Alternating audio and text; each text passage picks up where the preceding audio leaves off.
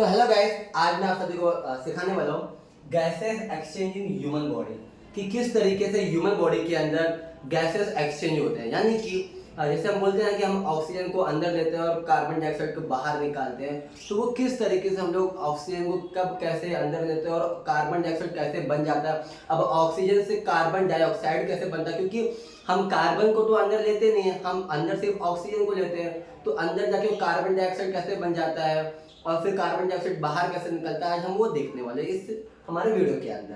तो दोस्तों, gases exchange in human body, देखिए अभी सबसे पहले क्या होता है कि जब हम लोग नोज के थ्रू, हम अपने नोज के थ्रू ऑक्सीजन अंदर लेते हैं, राइट। ऑक्सीजन अंदर लेते हैं तो क्या होता है, जब देखिए ऑक्सीजन अंदर लेने वाली जो प्रोसेस होता है उसको हम बोलते हैं इंस्पिरेशन। क्या बोलते हैं दोस्तों, उसको हम लोग इंस्पिरेशन बोलते हैं। यानी कि अभी जब ऑक्सीजन या कोई भी गैसेज जब हमारे अंदर जाता है तो पहले हमारे लंग्स के अंदर जाता है, तो लंग्स के अंदर जो ऑक्सीजन गेन करने का प्रोसेस होता है, ऑक्सीजन लेने का प्रोसेस होता है, उसे हम कहते हैं इंस्पिरेशन।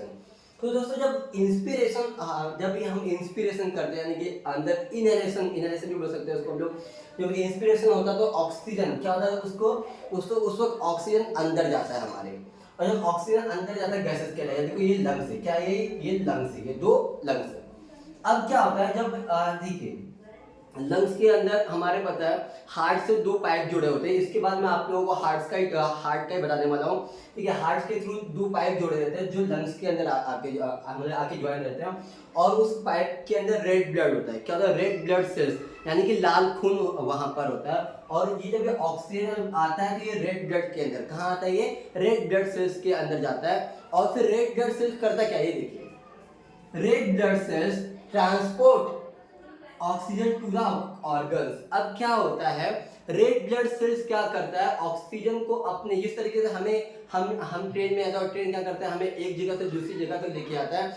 दोस्तों, सेम ब्लड का भी काम वैसा ही होता है। ब्लड क्या करता है, ब्लड का काम कुछ नहीं, ब्लड का काम बस इतना ही होता है कि वो ऑक्सीजन को और अलग अलग न्यूट्रिएंट्स को क्या करता है, अपने अंदर लेता है और अपने अंदर फ्लो करके पूरे बॉडी में पहुंचाता है, बॉडी के अलग अलग ऑर्गन्स तक पहुंचाने का काम करता है।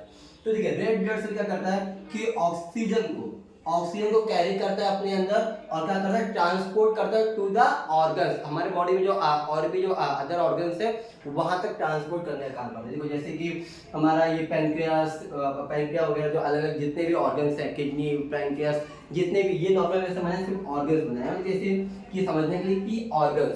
तो दोस्तों कि जब रेड ब्लड सेल्स जब आता है यहाँ पर ऑक्सीजन लेकर के, तो दोस्तों आप सभी को पता होना चाहिए, पर बहुत लोगों को नहीं पता है कि हमारी बॉडी कार्बन से बनी हुई रहती है। हमारी बॉडी शुगर से, फॉस्फेट से, कार्बन से, इन सब से मिलकर के हमारी बॉडी बनी रहती है। हमारे बॉडी के अंदर जो भी एनर्जी बनता है वो फॉस्फेट के फॉर्म में बनता है। तो शुगर और कार्बन के थ्रू हमारी बॉडी बनी रहती है।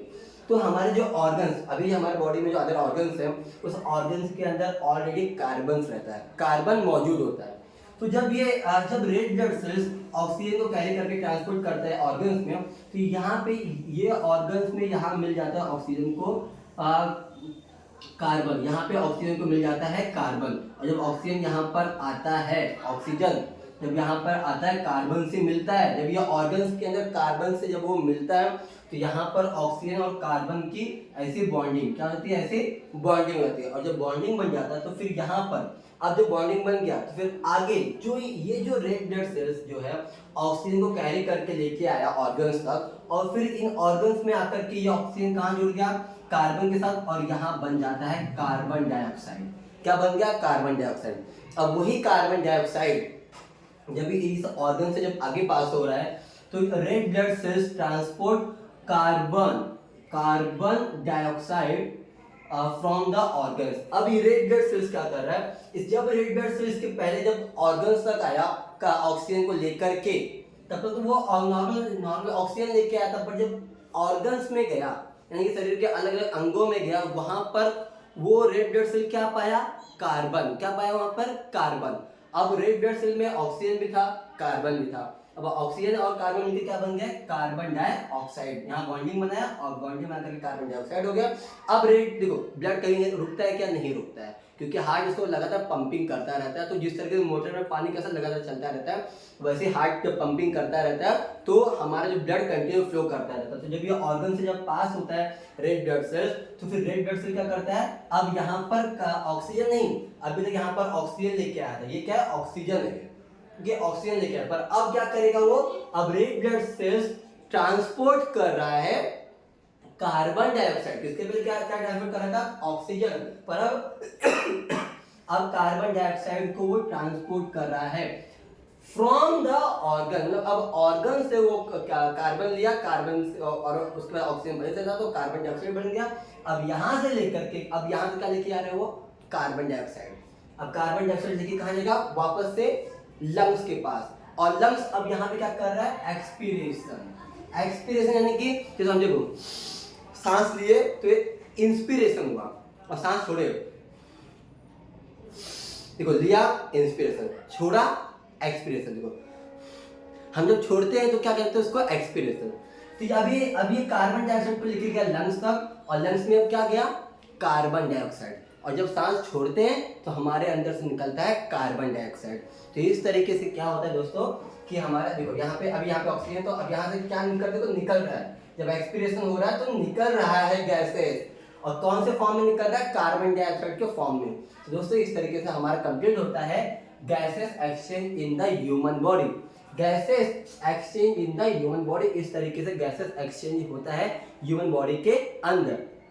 दोस्तों इसके बाद मैं आप सभी को सिखाने वाला हूँ कि किस तरीके से हार्ट हमारे मतलब हार्ट किस तरीके से पंपिंग होता रहता है, और वो ब्लड को किस तरीके से पूरे बॉडी में फ्लो करता है, और किस तरीके से ऑक्सीजन, वहां पर भी हमें ऑक्सीजन कार्बन डाइऑक्साइड के बारे में और भी कुछ देखेंगे। तो दोस्तों अगर आप सभी को मेरी वीडियो अच्छी लगी हो तो प्लीज लाइक शेयर सब्सक्राइब जरूर करें, और अगर कुछ ना समझा हो तो इसमें कमेंट सेक्शन में जरूर बताएं, मैं आप लोगों को उसका रिप्लाई जरूर करूंगा। तो दोस्तों आगे हम इसके बाद हमारे वीडियो आने वाला है हार्ट के ऊपर। सो दोस्तों धन्यवाद आज के लिए।